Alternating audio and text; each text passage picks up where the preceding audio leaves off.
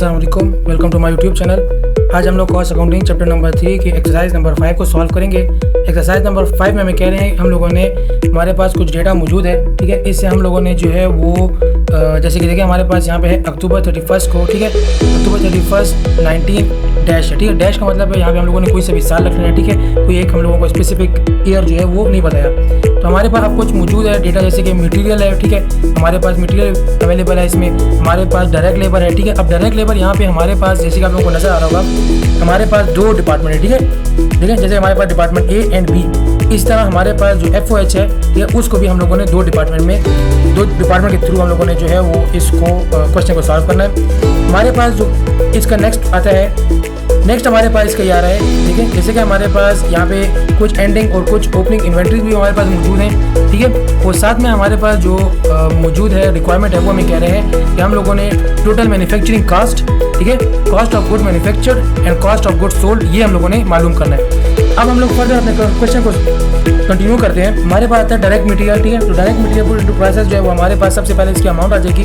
हमारे पास इसकी अमाउंट है 42,300 की, ठीक है। ये हमारे पास डायरेक्ट मटेरियल की अमाउंट हो गई।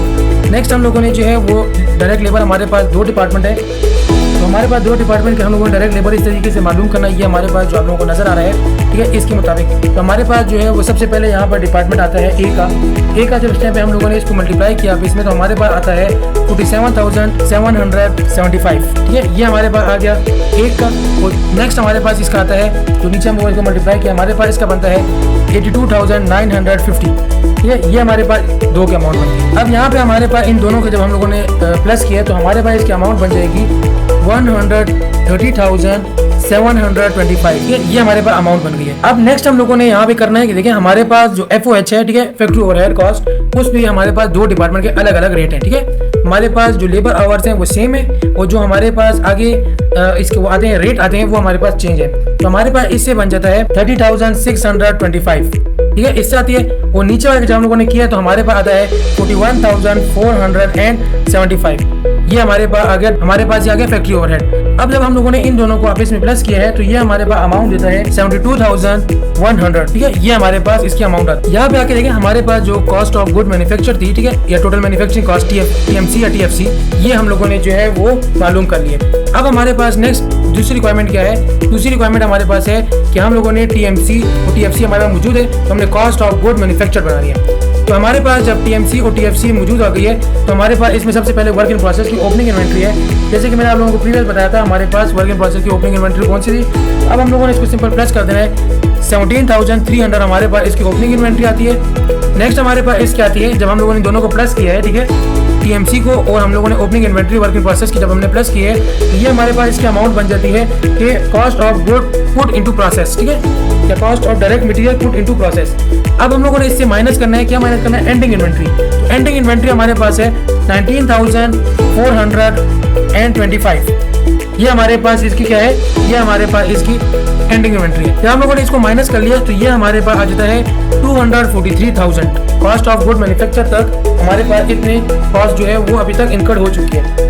अब नेक्स्ट हम लोगों ने मालूम करना है cost of goods sold statement, ठीक है। तो cost of goods sold statement में सिंपल हमारे पास कॉस्ट ऑफ गुड्स मैन्युफैक्चर जहाँ तक आ जाता है, ठीक है, उससे आगे हम लोगों ने जो है वो इसको सॉल्व करना होता है। इसमें हम लोगों ने फिनिश गुड की जो ओपनिंग और एंडिंग इन्वेंट्री होती है उसको हम लोगों ने सबसे पहले ट्रीट करना होता है। तो अब हम लोग इसको ट्रीट करते हैं कि हमारे पास जो ओपनिंग इन्वेंट्री है फिनिश गुड की, वो हमारे पास है 11,300, ये हमारे पास ओपनिंग इन्वेंट्री है, ठीक है। जब हम लोगों ने यहाँ तक कर लिए तो यहाँ तक हमारे पास आ गया cost of finish good available for sale. इतनी हमारे पास अभी सेल है जितना हम लोगों ने मटेरियल मतलब बना लिया, ठीक है, हमारे पास फिनिश गुड मौजूद है इतना, ठीक है, इसकी कॉस्ट इतनी है।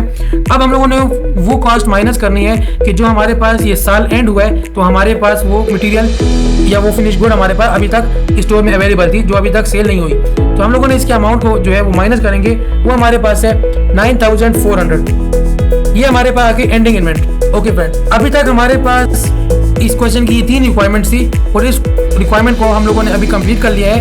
अगर अभी तक आप लोगों को किसी पॉइंट की समझ नहीं आई है तो आप लोग सिंपल कमेंट के जरिए अपने डाउट क्लियर करवा सकते हैं।